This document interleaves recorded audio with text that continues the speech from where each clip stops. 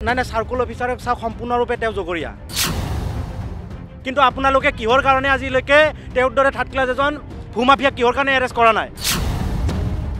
তেওঁ কৈ আছে যে আমি গোটেই দালালি চক্ৰ উৎখাত কৰিম জালুকবাৰী সমষ্টিৰ ভিতৰতে পৰি আছে আমিন গাঁৱৰ মাজমজিয়াতে আজি এনেকুৱা এটা ঘটনা হৈছে তেওঁ এতিয়ালৈকে নীৰৱ কিয় ভূমাফিয়া চেৰু খানে কেনেধৰণে একাংশ লোকৰ আসলে ধন হৰলুকি কৰি তেখেতে কেনেধৰণে বিয়াগুম অট্টালিকা স্থাপন কৰিছিল সেই এক্সক্লুসিভ দৃশ্যাংশ আমি আপোনালোকৰ ওচৰলৈ লৈ যাম মোৰ সতীৰ্থ ভিডিঅ' জাৰ্নেলিষ্ট নিকুৱে আপোনালোকক দেখুৱাব আচলতে কেনেধৰণে ভূমাফিয়া চেৰু খানে আমিন গাঁৱৰ একাংশ লোকৰ আসলে মাটি দখল কৰি তেখেতে সুদূৰ বিহাৰৰ পৰা আহি আসলে আমিন গাঁৱত কেনেধৰণে তেখেতে দপদপনি চলাইছিল আৰু তাৰ পিছত তেখেতে বিয়াগুম স্থাবৰ অস্থাবৰ সম্পত্তি গঢ়ি তুলিছিল সেই এক্সক্লুসিভ দৃশ্যাংশ দেখুৱাই আছো এই বিশেষ অট্টালিকাটোৱে হ'ল সেইগৰাকী ভূমাফিয়া চেৰু খানৰ অট্টালিকা যিটো অট্টালিকা তেওঁ কোটি টকা বাবদ আসলে তেখেতে নিৰ্মাণ কৰি উলিয়াইছে আসলে এইগৰাকী চেৰু খানে কিহৰ বলত বলিয়ান হয় এটা বিশাল অট্টালিকা তেখেতে নিৰ্মাণ কৰিবলৈ সক্ষম হৈছিল ইতিমধ্যে চেৰু খানৰ বিৰুদ্ধে যথেষ্ট সংখ্যক ভয়াবহ অভিযোগ এনবি নিউজে ধাৰাবাহিকভাৱে আমি ইতিমধ্যে সম্প্ৰচাৰ কৰি আহিছোঁ কিন্তু ইয়াৰ পিছতো আচলতে কোনো কাম খাৰ নাই স্থানীয় আমিন গাঁও জিলা প্ৰশাসনৰ লগতে স্থানীয় চক্ৰ বিষয়ৰ কাৰ্যালয়ৰো আচলতে একাংশ চক্ৰ বিষয়ৰ কাৰ্যালয়ৰ লগত একাংশ বিষয়ৰ লগত হলিগলি কৰি আসলে মিটিৰালি কৰি এইগৰাকী চেৰু খানে আমিন গাঁৱৰ এই অঞ্চলটোতে আসলে তেখেতে বিয়াগুম অস্থাবৰ সম্পত্তি গঢ়ি তোলাৰ যি অভিযোগ সেই অভিযোগৰ সত্যতা আমি আপোনালোকৰ ওচৰলৈ পোনপটীয়াকৈ লৈ যাবৰ বাবে চেষ্টা কৰিছোঁ চেৰু খানৰ এটা কোটি টকীয়া এটা সম্পত্তি আমি আপোনালোকক এক্সক্লুসিভ দৃশ্যাংশ দেখুৱাই আছোঁ এই অট্টালিকাটোৰ পৰা আচলতে চেৰু গেঙে সমগ্ৰ যি কলা বজাৰ যি ভূমি দখলৰ যি কলা বজাৰ তেওঁলোকে চলাই যোৱাৰ এক বৃহৎ অভিযোগ আহিছিল আৰু ইয়াৰ পূৰ্বে হয়তো অসমৰ সংবাদ মাধ্যমৰ কোনো এটা সাংবাদিক গোষ্ঠী আচলতে এই সমগ্ৰ যি বিষয়টো আচলতে তেওঁলোকে ফাদিল কৰিবলৈ তেওঁলোকে সাহস কৰা নাছিল কিন্তু অকল এনবি নিউজে প্ৰথমবাৰৰ বাবে অসমৰ টেলিভিছন ইতিহাসত প্ৰথমবাৰৰ বাবে এগৰাকী ভূমাফিয়াৰ তেওঁলোকৰ যি অনৈতিক যি কাৰ্যৰ ফলত তেওঁলোকে কোটি কোটি টকা আচলতে আহৰণ কৰি কেনেধৰণে তেওঁলোকে এনেধৰণে তেওঁলোকে বিয়াগুম অট্টালিকা তেওঁলোকে নিৰ্মাণ কৰিছে তেওঁলোকে আমিন গাঁও অঞ্চলৰ বিভিন্ন চৰকাৰী ভূমি তেওঁলোকে দখল কৰি কোটি কোটি টকাৰ তেওঁলোকে ইতিমধ্যে যি টকাৰ হৰলুকি কৰিছে সেই এক্সক্লুসিভ ভিজুৱেলছ আমি পুনৰবাৰ লৈ যাবৰ বাবে চেষ্টা কৰিছোঁ আৰু আমাৰ এই বাতৰিটো এই মুহূৰ্তত পুনৰবাৰ আমি সেইগৰাকী কামৰূপৰ জিলা আয়ুক্ত কীৰ্তি জলিলে আমি পোনপটীয়া প্ৰশ্ন কৰিব বিচাৰিছোঁ আপোনাৰ অঞ্চলৰ এগৰাকী সততে বিতৰ্কৰ আৱদ্ধ থকা এগৰাকী ভূমাফিয়াই কেনেধৰণে তেখেতে এই অঞ্চলটো এনেধৰণে বিয়াগুম অট্টালিকা তেখেতে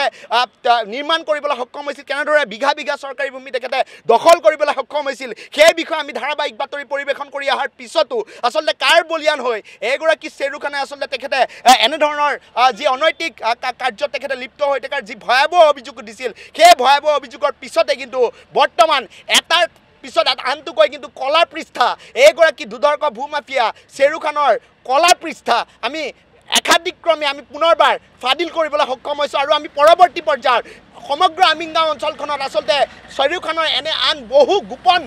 যি স্থাবৰ অস্থাবৰ সম্পত্তি থকাৰ তথ্য বিস্ফোৰক তথ্য ইতিমধ্যে যিহেতু আহি পৰিছে আমি প্ৰতিটো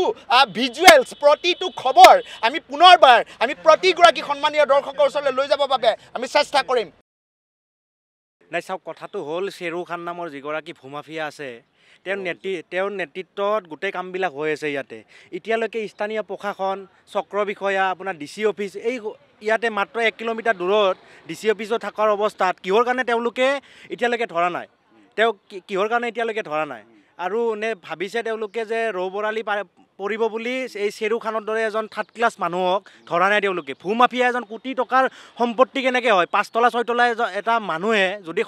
সৎ টকাৰে যদি কমাইছে তেওঁ কেনেদৰে আজি 5 তলা 6 তলাৰ সম্পত্তিৰ মালিক হয় বিল্ডিঙৰ মালিক হয় আৰু এতিয়া কথাটো হৈছে আমাৰ স্থানীয় সাংবাদিক যিগৰাকী আমাৰ ইয়াতে আছে এনবি নিউজৰ তেওঁক মাৰিম বুলি ভাবি দিছে এইটো এটা সাংবাদিকৰ এটা কিমান এটা ডাঙৰ ঘটনা হৈছে সাংবাদিক এজনক ইয়াতে সাংবাদিকৰ নিৰাপত্তা নোহোৱাৰ দৰে অৱস্থা হৈছে নাই নাই চাৰ্কুল অফিচাৰক চাওক সম্পূৰ্ণৰূপে জগৰীয়া কিহৰ কাৰণে তেওঁলোকে এই তথ্যবিলাক আমি দিয়া স্বত্তেও তেওঁলোকে আমি দল সংগঠনে দিয়া স্বত্তেও আজিলৈকে তেওঁক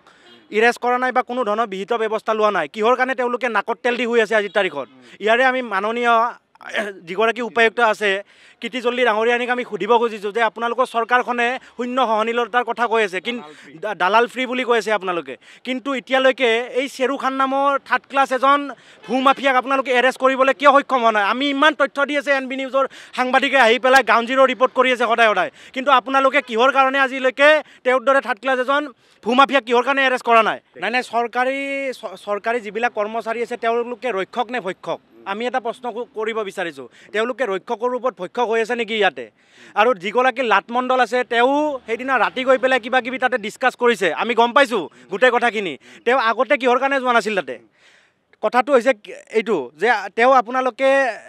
তেওঁ এতিয়ালৈকে চাব যোৱা নাছিলে। যিদিনা আমি নিউজটো আপোনালোকে বজালে গ্ৰাউণ্ড জিৰ' ৰিপৰ্ট যেতিয়ালৈকে কৰিলে তাৰে পিছত যাই পেলাই স্থানীয় মানুহৰ লগত কথা পাতিছে, কিন্তু এতিয়ালৈকে এই শ্বেৰু খান নামৰ মানুহজনক এৰেষ্ট কিয় কৰা নাই? চৰকাৰখনে মাননীয় মুখ্যমন্ত্ৰী ডাঙৰীয়াৰ গৃহ সমষ্টি জালুকবাৰী সমষ্টিৰ ভিতৰতে পৰি আছে। তেওঁ কৈ আছে যে আমি গোটেই দালালি চক্ৰ উৎখাত কৰিম। খুদ তেওঁৰ সমষ্টিতে আমিন গাঁৱৰ মাজমজিয়াতে আজি এনেকুৱা এটা ঘটনা হৈ আছে, তেওঁ এতিয়ালৈকে নীৰৱ কিয়? কেনেদৰে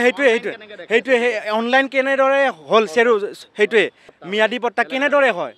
চৰকাৰী পক্ষ জড়িত থাকিব লাগিব ইয়াতে, নহ'লে এনেতো নহয়। কাৰণ আমাৰ দৰে সাধাৰণ মানুহটো অফিচত যেতিয়া যায় আমাৰতো অনলাইন নহয়, তেওঁলোকে জড়িত আছে, তাৰে কাৰণে জড়িত হৈ আছে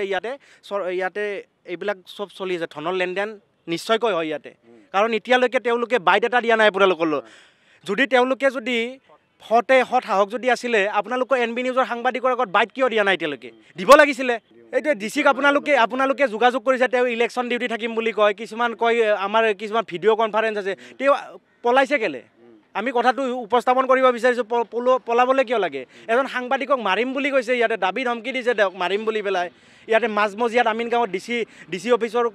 ফ্ৰণ্টতে মাত্ৰ 1 কিলোমিটাৰ ডিষ্টেঞ্চত এতিয়ালৈকে কিহৰ কাৰণে সাংবাদিক এগৰাকীক সুৰক্ষা প্ৰদান কৰিব পৰা নাই? আমি আহ্বান এটাই কৰিছোঁ মাননীয় মুখ্যমন্ত্ৰী হিমন্ত বিশ্ব শৰ্মা ডাঙৰীয়াক আৰু DGP ডাঙৰীয়াক, আমি GP সিং ছাৰক আমি এটাই আহ্বান কৰিছোঁ যাতে এইজন শ্বেৰু খান নামৰ